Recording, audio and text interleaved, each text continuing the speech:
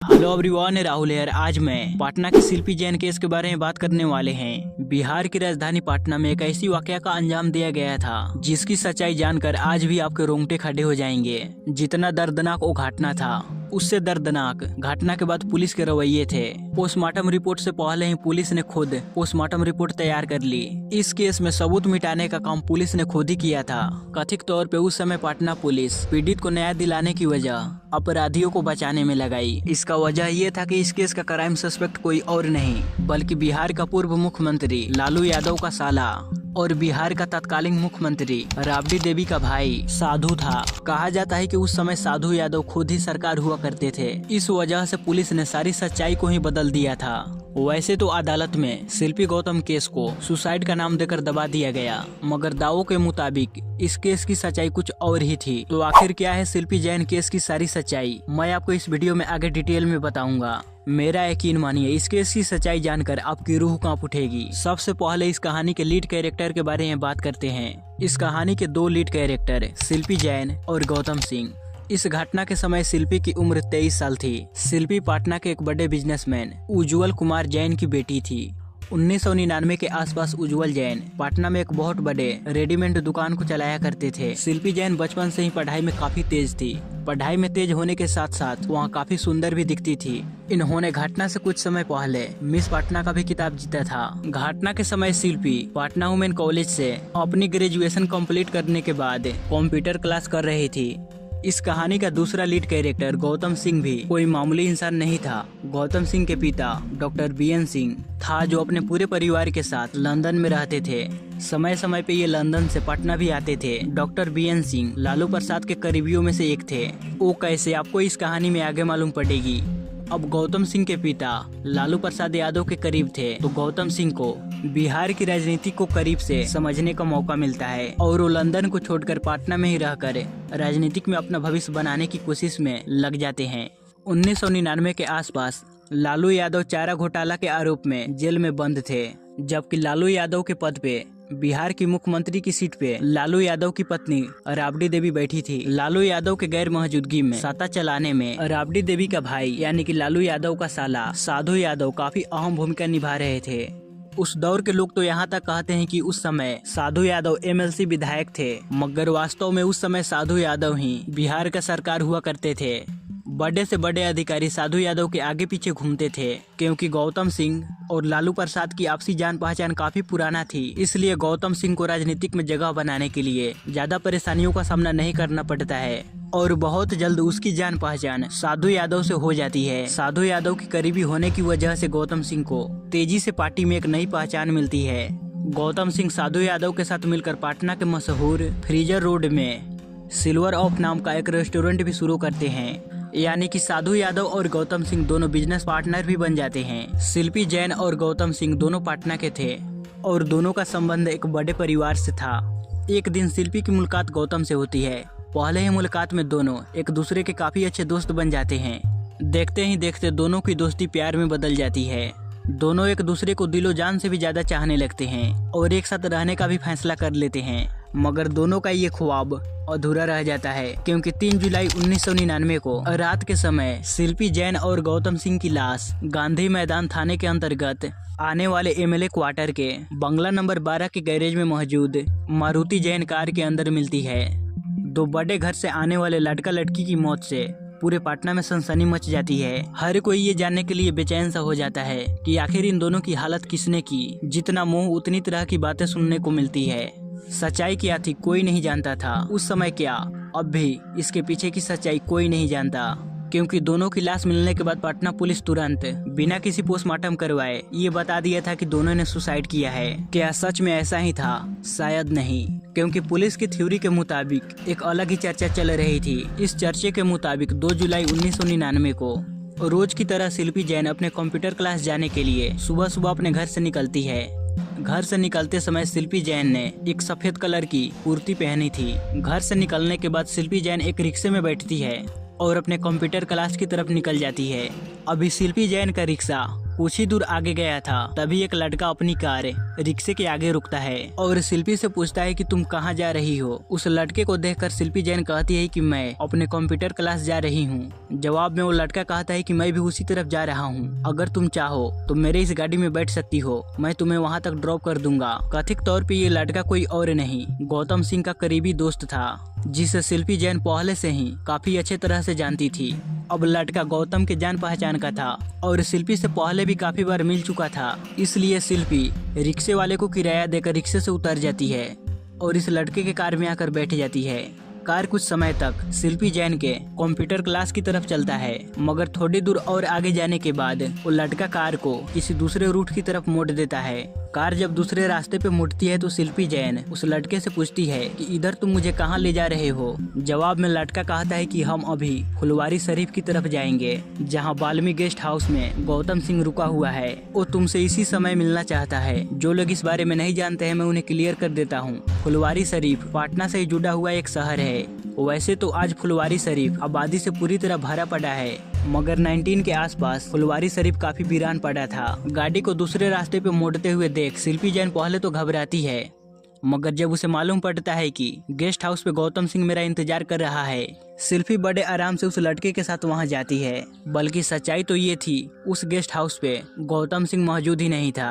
कहीं से इस बात की जानकारी थोड़ी देर के बाद गौतम सिंह को लग जाती है कि कार से कोई लड़का शिल्पी को फुलवारी शरीफ के बाल्मी गेस्ट हाउस में लेकर गया है। ये खबर मिलते ही गौतम सिंह तुरंत परेशान हो जाता है और अपनी मारुति कार निकाल कर गेस्ट हाउस की तरफ भागता है। गौतम सिंह की परेशानी की वजह ये थी कि राजनीतिक में बेहद करीब से जुड़े होने की वजह से कि उन दिनों बाल्मी गेस्ट हाउस बड़े बड़े नेताओं का अय्याशी का अड्डा हुआ करता था। अब गौतम सिंह भागते हुए सीधा पहुंचता है बाल्मी गेस्ट हाउस, तो यहाँ वो देखता है कि शिल्पी एक कमरे में बंद है और उसके आसपास कई सारे लोग मौजूद हैं जो उसके साथ जबरदस्ती करने की कोशिश कर रहे हैं। ये देखकर गौतम सिंह भागते हुए अंदर जाता है और वहाँ मौजूद लोगों को रोकने की कोशिश करता है, मगर यहाँ पर मौजूद एक भी लोग गौतम सिंह की एक नहीं सुनते। वो गौतम सिंह को मारने पीटने लगते हैं। गौतम सिंह को मारने वाला दूर दरार कोई अनजान शख्स नहीं था, गौतम सिंह के बेहद करीबी जान पहचान के लोग थे। गौतम इन लोगों से रहम की भीख मांगता है, मगर ये लोग उसकी एक नहीं सुनते।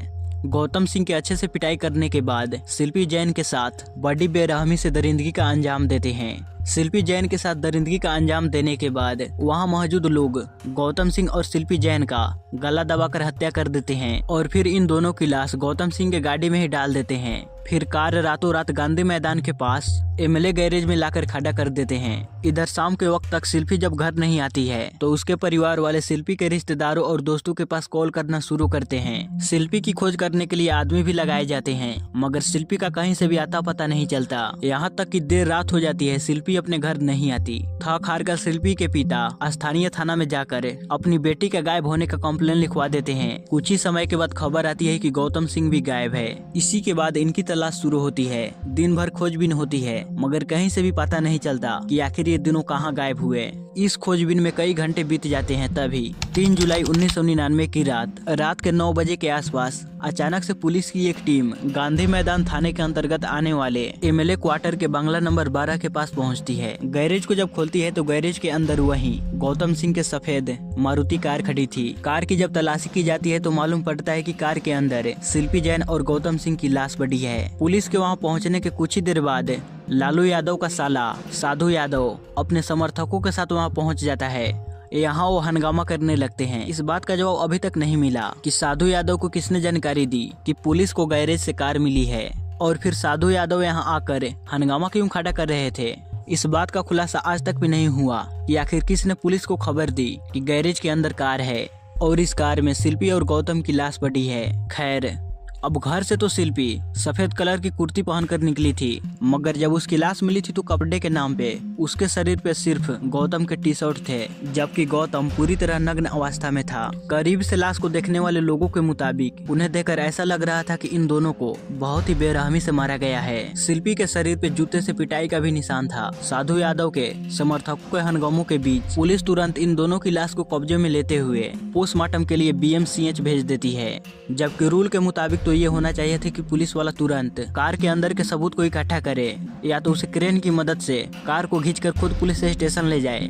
मगर पटना पुलिस का एक कांस्टेबल उस कार को खुद ही चलाकर पुलिस स्टेशन ले जाता है। इस वजह से कार के स्टीयरिंग से लेकर कार में मौजूद कई ऐसे अहम सबूत मिट जाते हैं। वैसे तो कहा जाता है कि पुलिस की हर काम बहुत ही धीरे होती है, मगर शिल्पी जैन केस में ऐसा नहीं था। पटना पुलिस का हर काम बहुत ही तेजी से हो रहा था। अभी इन दोनों का पोस्टमार्टम रिपोर्ट भी नहीं आया था, तभी पुलिस ये घोषणा कर देती है कि दोनों की मौत कार्बन मोनोऑक्साइड गैस यानी कि दम घुटने की वजह से हुई है। इधर रात के अंधेरे में दोनों का पोस्टमार्टम करवाया जाता है। गौतम सिंह का परिवार अभी लंदन में ही था। इसके बावजूद उन लोगों के बिना इजाजत के बगैर, उन लोगों की गैर मौजूदगी में रात के अंधेरे में पटना पुलिस के द्वारा अंतिम संस्कार करवा दिया जाता है। इस अंतिम संस्कार में गौतम सिंह का एक भी रिलेटिव शामिल नहीं हुआ था। अब जल्दी से अगले दिन शिल्पी जैन का भी अंतिम संस्कार करा दिया जाता है। अंतिम संस्कार के बाद जब पीएमसीएच से पोस्टमार्टम रिपोर्ट आती है तो उसमें मौत की वजह स्पष्ट नहीं बताई जाती है। हालांकि ये संभावना जताया जाता है कि दोनों की मौत जहर खाने की वजह से हुआ है।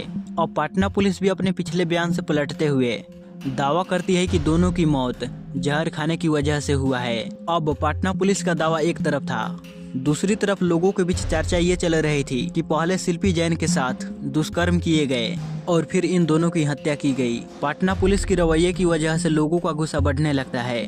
विपक्षी पार्टियां भी राबड़ी देवी की राजनीति को चारों तरफ से घेरने लगती है। अब इस केस का मास्टरमाइंड राबड़ी देवी के भाई साधु यादव को बताया जा रहा है। इसलिए पटना पुलिस और बिहार सरकार साधु यादव को बचाने के लिए ये सब कुछ कर रही है। बिहार सरकार से अब इस मामले की जांच सीबीआई से करवाने की मांग की जाती है। पहले तो बिहार सरकार इस मांग पे कोई ध्यान नहीं देती है, मगर जब मामला बढ़ने लगता है तो फाइनली बिहार की तत्कालीन मुख्यमंत्री राबड़ी देवी इस घटना के 2 महीने बाद यानी कि सितंबर के महीने में इस घटना की जांच सीबीआई के हवाले सौंप देती है। इस केस को अपने हाथ में लेते हैं सीबीआई सबसे पहले शिल्पी जैन के वजाइनल फ्लूइड को जांच के लिए हैदराबाद के फोरेंसिक लैब में भेजती है। इसके अलावा फिर से हर पहलू की जांच सीबीआई के द्वारा किया जाता है। कुछ समय के बाद हैदराबाद के फोरेंसिक लैब से जब शिल्पी जैन की रिपोर्ट आती है तो पटना पुलिस के एक दूसरा दावा हम लोगों के सामने आता है। फोरेंसिक लैब के रिपोर्ट के मुताबिक शिल्पी जैन के साथ 1 से ज्यादा लोग